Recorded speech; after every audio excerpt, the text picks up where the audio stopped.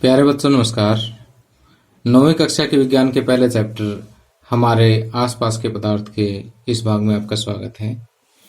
आज का जो हमारा मुख्य टॉपिक रहेगा वो बहुत ही इंटरेस्टिंग टॉपिक है और उसका नाम है वाष्पीकरण। ये टॉपिक जितना इंटरेस्टिंग है उतना ही एग्जामिनेशन पॉइंट ऑफ व्यू से इम्पोर्टेंट है। तो आइए शुरुआत करते हैं। अब आज का हमारा पहला टॉपिक आता है वाष्पीकरण।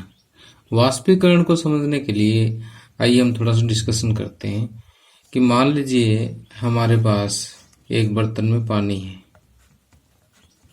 ठीक, इस बर्तन में क्या है? पानी।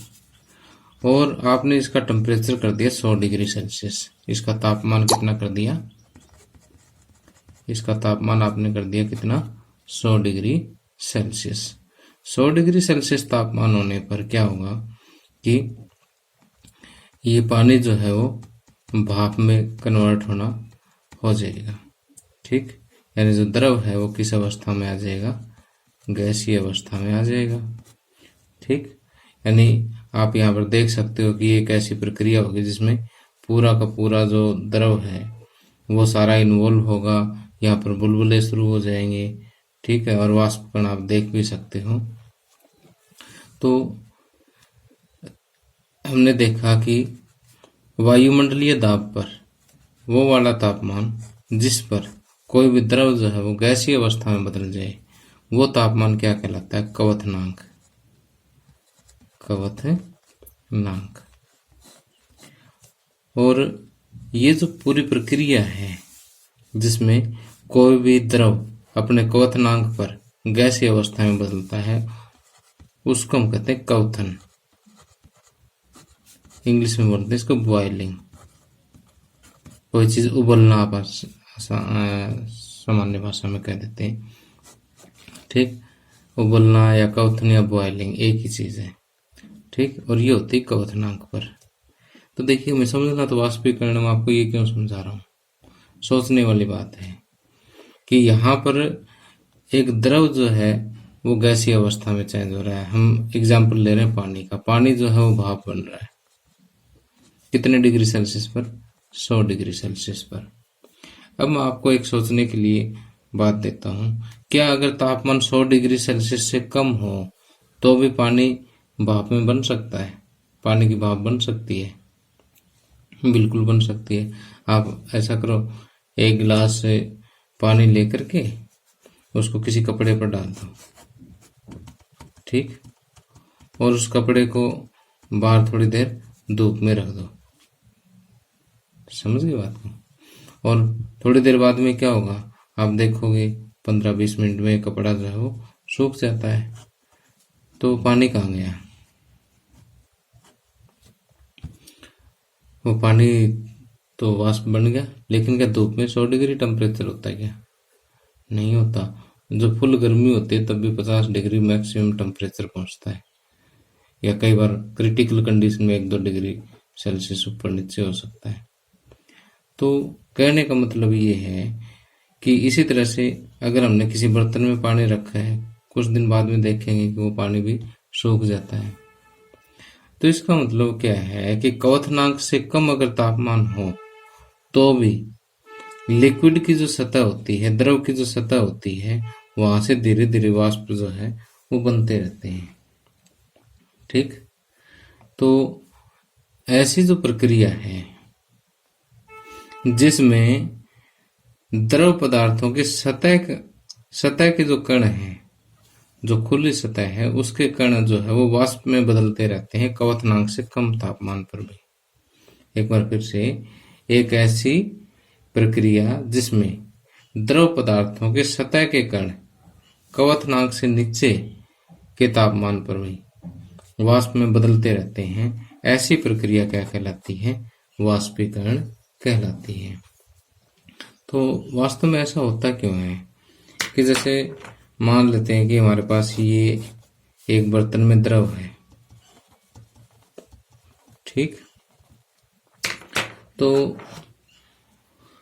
जिन कणों की ऊर्जा ज्यादा होती है ना, वे,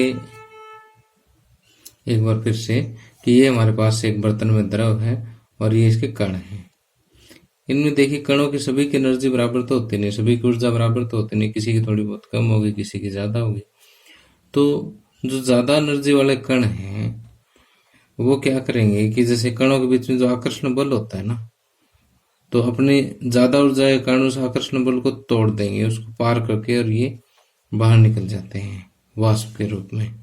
इस तरह से जैसे मान लीजिए धूप आई, धूप से क्या है कि पानी के कणों को ऊर्जा मिलेगी, ऊर्जा मिलेगी तो जिन कणों की ऊर्जा ज़्यादा बढ़ेगी वो इनके कणों के बीच का जो आकर्षण बल है उसको पार कर जाएंगे, और ये क्या बन जाएंगे, वाष्प बन जाएंगे। तो इस तरह से धीरे धीरे जो है ये वाष्प बन करके उड़ते रहते हैं। और ऐसी जो प्रक्रिया है वो क्या है, वाष्पीकरण है। और वाष्पीकरण के लिए याद रखना कि ये कहाँ पे होती है, सिर्फ सतह पर ही होती है, जो कि क्वथन जो है पूरे लिक्विड में होती है, पूरे द्रव के अंदर होती है। तो अगर हम इन दोनों में अंतर भी देखें तो क्या है कि ये केवल सतह पर होती है और ये पूरे क्वथन जो है पूरे द्रव में होती है। इसके अलावा ये जो है स्लो प्रोसेस है, धीरे धीरे होती है। ठीक है, ये धीमी प्रक्रिया है और ये तेज प्रक्रिया है, उबालोगे तो फटाफट उबल जाएगी कोई चीज। अब देखिए ये एक निश्चित तापमान पर होती है, सिर्फ क्वथनांक पर होती है।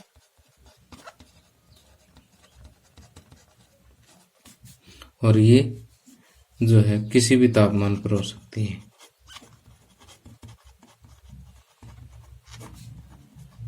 ठीक, ये हो सकता है कि तापमान कम हो तो इसका रेट कम हो सकता है, यानी धीरे धीरे होगी, दर कम हो सकती है।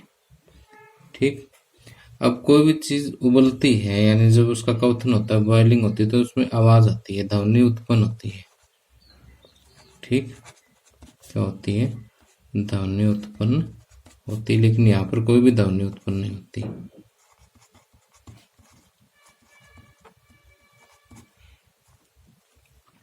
ठीक, ध्वनि उत्पन्न नहीं होती।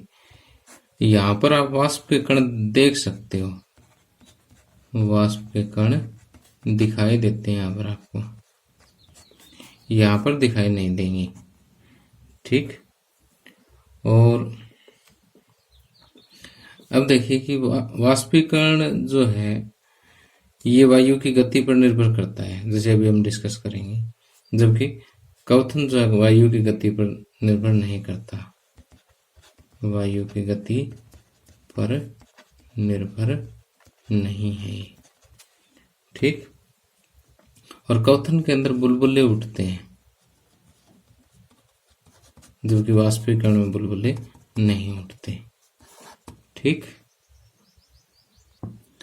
तो ये वाष्पीकरण और क्वथन में जो अंतर है, इस पे एक इम्पोर्टेंट क्वेश्चन बनता है। तो जो मैंने आपको यहाँ पर पॉइंट बताए हैं ये आपने नोट करके अपने नोट्स में लिख लेने हैं, नोट्स में ये मैंने डाले नहीं है।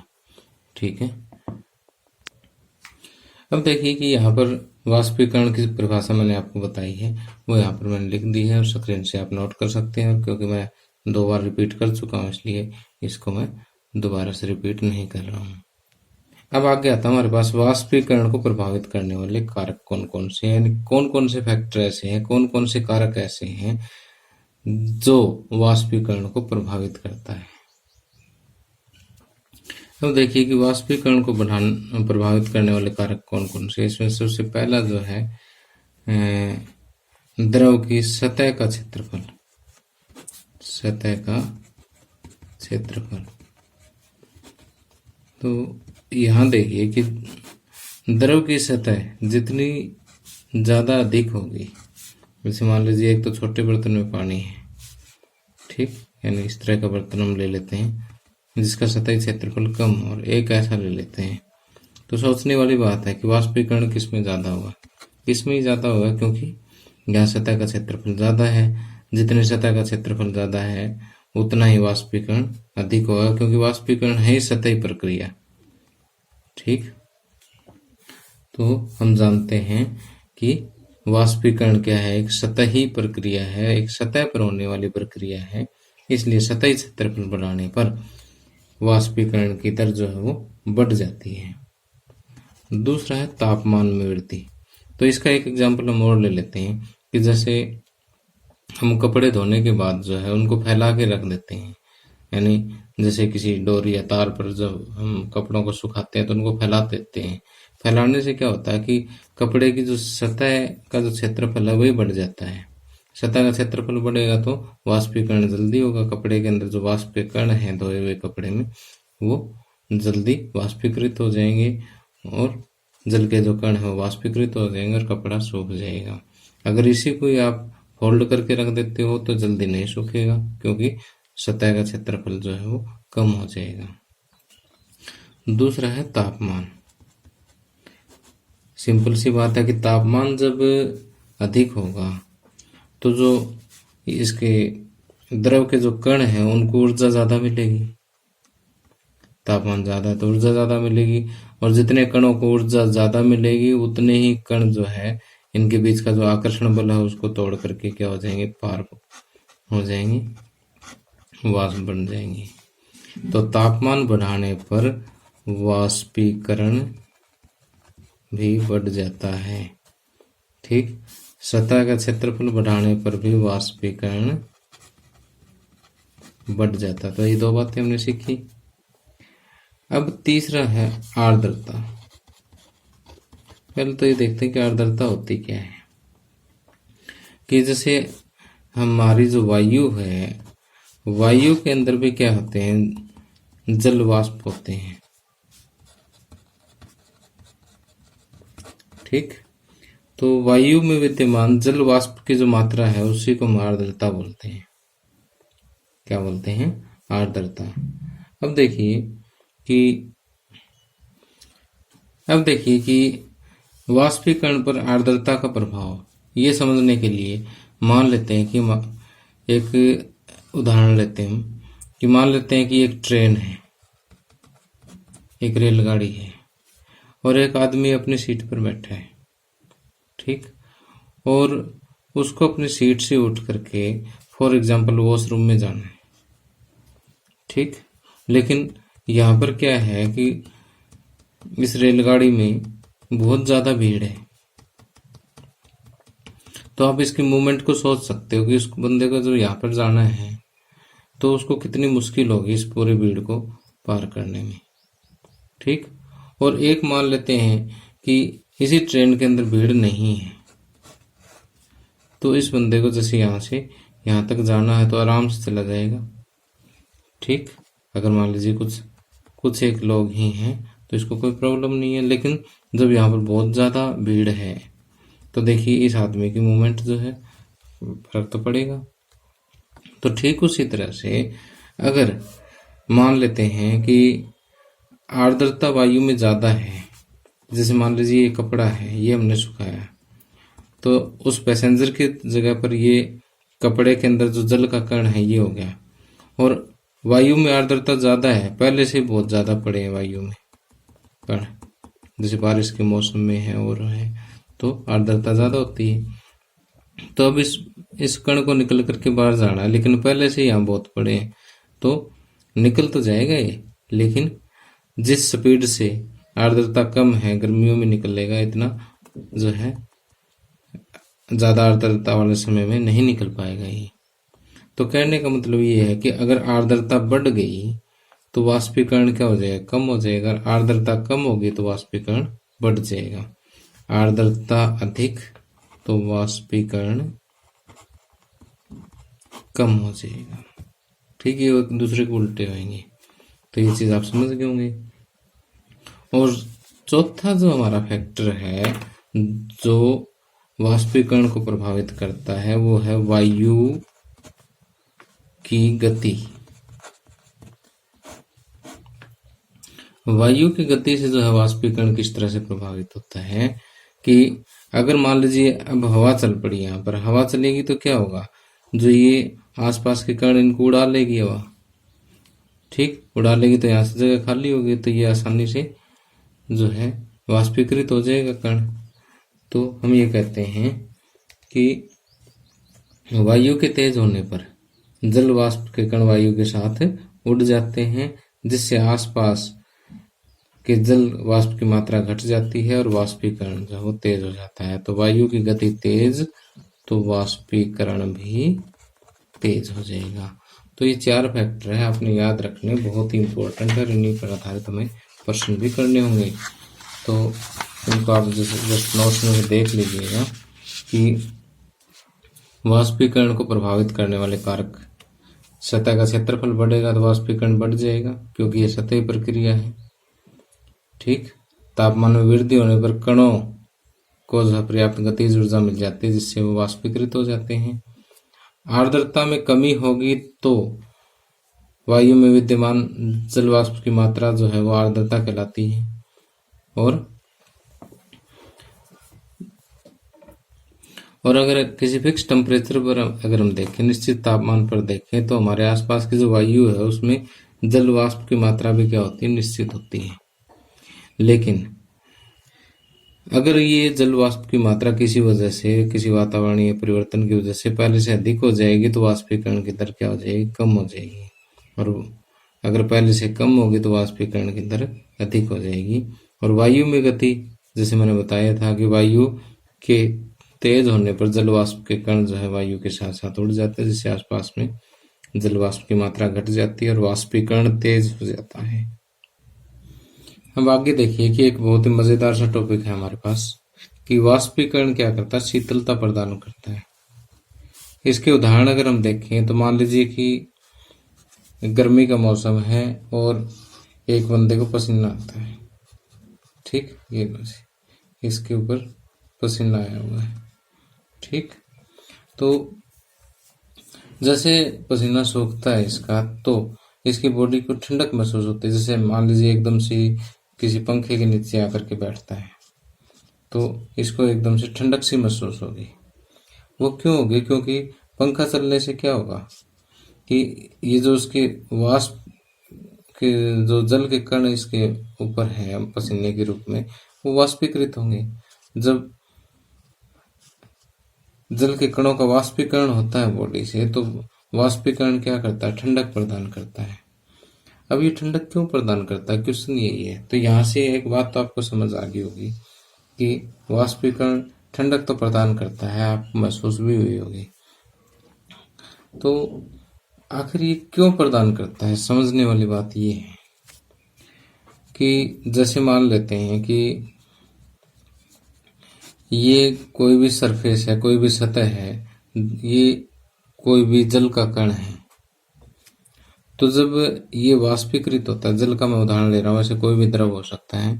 जब ये वाष्पीकृत होता है तो ऊर्जा कहाँ से लेगा? ऊर्जा तो इसको एक्स्ट्रा चाहिए ना वाष्पीकृत होने के लिए, क्योंकि जब इसके पास एक्स्ट्रा ऊर्जा नहीं होगी, अतिरिक्त ऊर्जा नहीं होगी, तो ये जो इनके बीच का जो आकर्षण बल है द्रव के कणों का, वो तोड़ ही नहीं पाएगा, वाष्पीकृत होगा ही नहीं।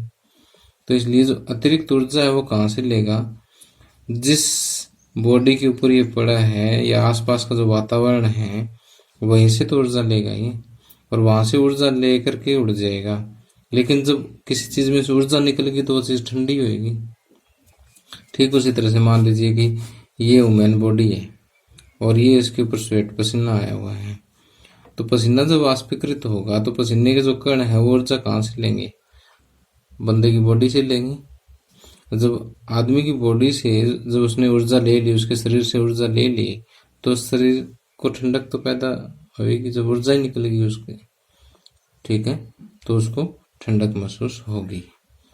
ठीक है, तो देखिए आपके एनसीईआरटी बुक में इस टॉपिक को इसी प्रकार से समझाया गया है।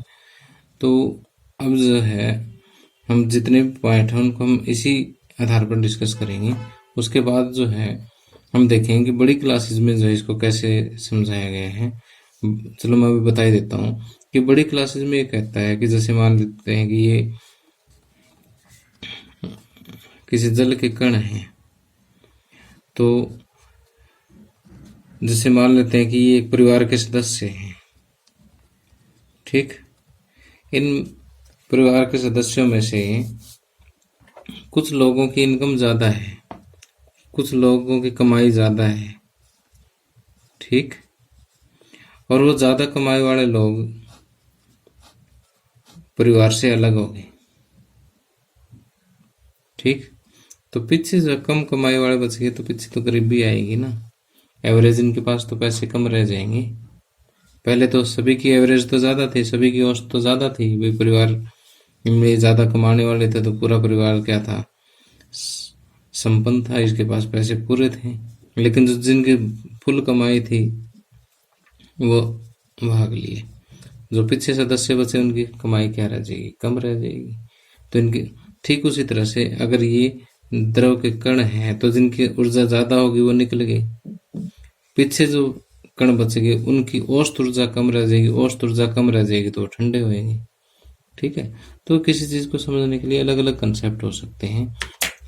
तो अब क्योंकि हमारी बुक में यही बताया गया है कि जो जल वाष्प होते हैं या द्रव के जो कण होते हैं वो वाष्पीकरण के लिए ऊर्जा कहाँ से लेते हैं, अपने आसपास की जो वातावरण वहां से लेते हैं। इसलिए वाष्पीकृत होने के बाद जो आसपास का जो वातावरण है वो क्या हो जाता है, ठंडा हो जाता है। ठीक, तो दोनों ही कंसेप्ट सही है, इसमें कोई कंफ्यूज होने की जरूरत नहीं है।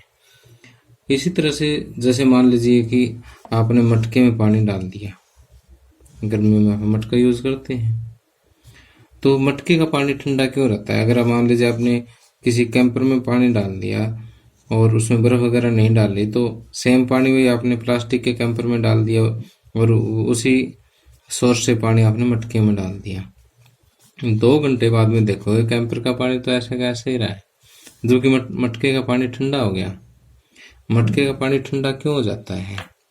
क्योंकि मटके के अंदर है ना छोटे छोटे छिद्र होते हैं, क्योंकि मिट्टी का बना होता है ना ये, इसलिए छिद्र होते हैं। तो ये जो छिद्र में से जो जल के कण है वो वाष्पीकृत होते रहते हैं। ऐसे जो वाष्पीकृत होंगे तो ऊर्जा कहाँ से लेंगे, ऊर्जा घड़े से लेंगे। तो घड़े की सरफेस से इसने ऊर्जा ली, भाग ली, वाष्पीकृत हो गए। तो घड़े से जब ऊर्जा लेंगे घड़े की ऊर्जा कम हो जाएगी, यानी यहाँ शीतलता प्रदान होगी इसको, तो बाकी बचा हुआ पानी क्या हो जाएगा, ठंडा हो जाएगा। ठीक, तो इसके अलावा जैसे गर्मियाँ जब भी आती है, गर्मियाँ जब भी आती है उसमें हम सूती कपड़े पहनते हैं। ठीक है, कॉटन के कपड़े पहनते हैं, सूती कपड़े पहनते हैं। क्यों भाई? उसमें ऊनी कपड़े क्यों नहीं पहनते, सूती क्यों पहनते हैं? उसका कारण है कि सूती कपड़ा क्या करता है कि जो बॉडी के अंदर पसीना आता, मान लीजिए कि ये हमारी बॉडी है और हमारा शरीर का कोई हिस्सा है और इसके ऊपर ये सूती कपड़ा है, ये लो, ये सूती कपड़ा है। ये सूती कपड़ा क्या करेगा, जितना भी पसीना आएगा ना शरीर के अंदर उसको सोख करके वाष्पीकृत कर देता है हवा में। ये आसानी से इसको वाष्पीकृत कर देगा तो क्या होगा, यहाँ ठंडक पैदा होगी। ठीक, तो सूती कपड़ा क्या करता है, पूरे शरीर को क्या करता है, इसलिए गर्मियों में हम क्या करते हैं, सूती कपड़े पहनते हैं। जो लोग सिर पर अंगोछा वगैरह जो डालते हैं वो भी वाइट कलर का, वो भी जो सूती कपड़े का बना होता है, जिससे कि सिर का जो तापमान है ताकि वो ठंडा रहे, कम रहे। और इसी तरह से कि अगर आपने देखा होगा कि गर्मियों के दिनों में लोग अपने आंगन में जो है वो पानी छिड़क लेते हैं। पानी से फिर ठंडक पैदा क्यों होती है? क्योंकि पानी को तो वाष्पीकृत होना ही है। ठीक है, वाष्पीकरण के लिए ऊर्जा कहाँ लेगा, उसी धरातल से लेगा। ठीक है, पानी के कण जो वाष्पीकरण के लिए ऊर्जा उस धरातल से लेंगे, फिर वो जो धरती क्या हो जाएगी, ठंडी हो जाएगी। ठीक है, तो इसी टाइप के उदाहरण जो है मैंने आपको नोट्स में लिख दिए हैं। अब देखिए कि जो चीज़ें मैंने आपको समझाई है वो मैंने यहाँ नोट्स में भी लिख दी है कि जैसे गर्मी में हमें सूती कपड़े पहनने चाहिए क्योंकि गर्मी में पसीना अधिक आता है। सूती कपड़े पानी के अच्छे अवशोषक होने के कारण पसीना अवशोषित करके वायुमंडल में आसानी से वाष्पीकृत कर देते हैं, और चूंकि वाष्पीकरण से क्या होती है, शीतलता प्रदान होती है, शीतलता पैदा होती है, अतः हमें गर्मी में सूती कपड़े से आराम मिलता है। और इसी तरह से गर्मियों में अक्सर लोग मैदानों में पानी छिड़कते हैं। तो ये भी क्यों छिड़कते हैं? क्योंकि पानी मैदानों से ऊर्जा प्राप्त करके वाष्प में बदल देते हैं और उस जगह को ठंडा कर देते हैं। अब देखिए कि ये क्वेश्चन अक्सर उसमें एग्जाम में पूछा जाता है कि अगर हम हाथ पर एसीटोन डालते हैं, एसीटोन एक केमिकल होता है जो अपने साइंस रूम में आपके लैब में मिल जाएगा, अपने टीचर की गाइडेंस में इसको ले सकते हैं आप। तो इसको अगर हम हाथ पे रखते हैं तो रखते ही ना ये वाष्पीकृत हो जाता है और हाथ में ठंडक महसूस होती है।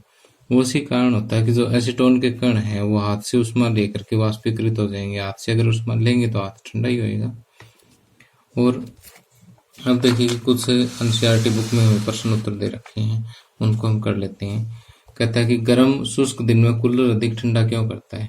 क्योंकि अगर दिन गर्म और शुष्क मतलब आर्द्रता कम होगी, तो अगर कूलर चलाएंगे, कूलर में क्या होता है, पानी तो डालते हैं हम और उसमें वाष्पन की दर जो बढ़ जाती है। ठीक, तो वाष्पीकरण क्या करता है? ठंडक पैदा करता है। तो इस वजह से जो है कूलर हमें अधिक जो है शुष्क दिन में ज़्यादा ठंडा करता है। और घड़े का जल ठंडा क्यों होता है ये मैंने आपको बता दिया। एसीटोन या पेट्रोल अगर हाथ पर या एसीटोन या पेट्रोल डालने पर हमारी हथेली ठंडी क्यों हो जाती है, तो ये भी हम डिस्कस कर चुके हैं, आप पढ़ लेना यहाँ से। और अब देखिए कि यहाँ पर आपको क्वेश्चन दे रखा है कि कप की अपेक्षा प्लेट से हम गर्म दूध या चाय जल्दी पी लेते हैं, क्यों? क्योंकि प्लेट में डालेंगे तो क्षेत्रफल बढ़ जाएगा, क्षेत्रफल बढ़ेगा तो वाष्पीकरण बढ़ेगा, वाष्पीकरण बढ़ेगा तो शीतलता बढ़ेगी, ठंडक जल्दी होगी। तो प्लेट में डली हुई चाय जल्दी ठंडी हो जाती है, इसलिए हम आसानी से उसको पी लेते हैं। और इसके बाद आता है कि गर्मियों में हमें किस प्रकार के कपड़े पहनने चाहिए। गर्मियों में जैसे अभी मैंने आपको बताया कि सूती कपड़े पहनने चाहिए, क्यों पहनने चाहिए वो भी मैं आपसे डिस्कस कर चुका हूँ, बाकी आप यहाँ से पढ़ सकते हैं। अब आगे आते हैं हमारे पास अभ्यास के प्रश्न और पदार्थ की अन्य दो अवस्थाएं, जिसमें हमने डिस्कस किया था प्लाज्मा और BEC, बोस-आइंस्टीन कंडेंसेट। तो अब देखिए क्योंकि वीडियो काफ़ी ज़्यादा लंबा हो चुका है और इतना लंबा वीडियो फिर अपलोड करने में दिक्कत आती है, तो इसको जो है हम नेक्स्ट पार्ट में पढ़ेंगे। लगभग 15 मिनट का टॉपिक हमारा और रह जाता है, 15 से 20 मिनट का। तो ये जो अभ्यास के प्रश्न हैं और ये प्लाज्मा स्टेट और BEC स्टेट जो है पदार्थ की दो अवस्थाएं हैं, इनको हम अगले लेक्चर में पढ़ेंगे। तो प्यारे बच्चों, आपको मेरा लेक्चर कैसा लगा कमेंट करके ज़रूर बताया करो। Thank you, have a nice day.